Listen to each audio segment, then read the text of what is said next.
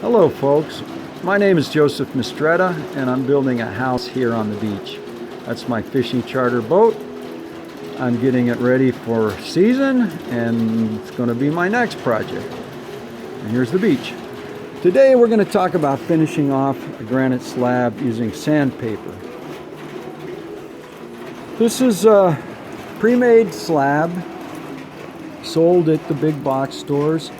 Comes with a bullnose. This is actually the sink cutout, which I'm going to use for an island.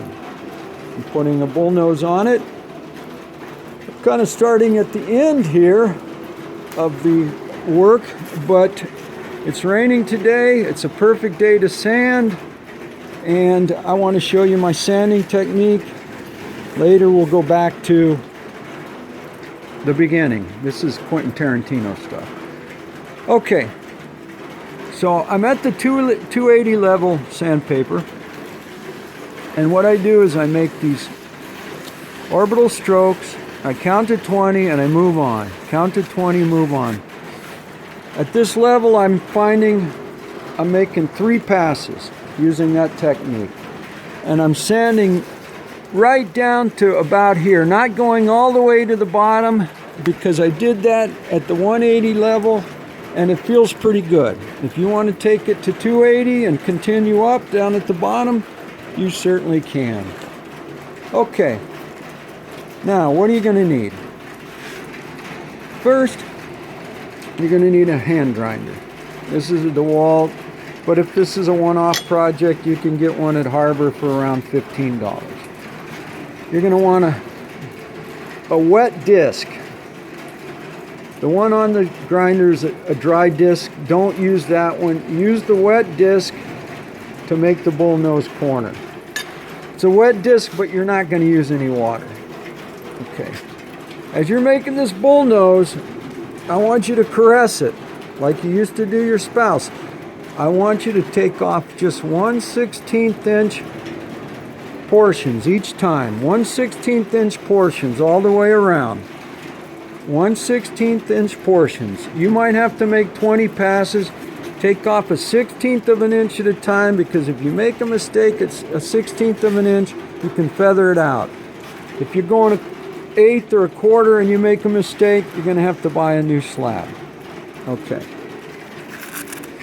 Next, you're going to start, and I started with 60 grit.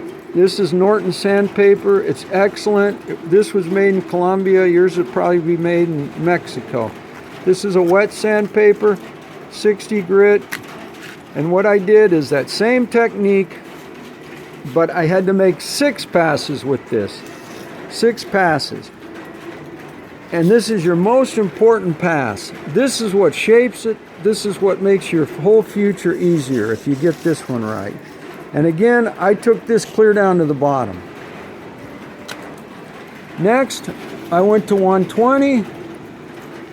I found I only had to make 5 passes with this. Again, sanding the whole area. 5 passes. I went to 120 next. 180 next. Did the same thing. Top, bottom. I found I only needed to make 4 passes with this. Now I'm at 280. So we've gone 60, 120, 180, and I'm at 280, and it looks fantastic. And this wet weather can show you what it's going to look like when it's sealed. And it just looks fantastic. I would put this bullnose edge up against the factory edge. And as good as it looks, I'm going to take it up to 600, seal it, and I think it'll be good to go. If you want to take it up to 1,000, 1,500, 2,000, feel free, but I'm liking it right now, and I think once it's sealed, it's going to look fantastic at 600. Again, it's raining, perfect day to sand. If you live in a dry climate, you're going to have to use a bucket of water and a sponge. And remember to change your water in between each sandpaper. You don't want that old grit, the bigger old grit, getting into your new work, and it's just going to scratch it up. I hope this was a good video for you. If you like it, I'll make some more. Thanks.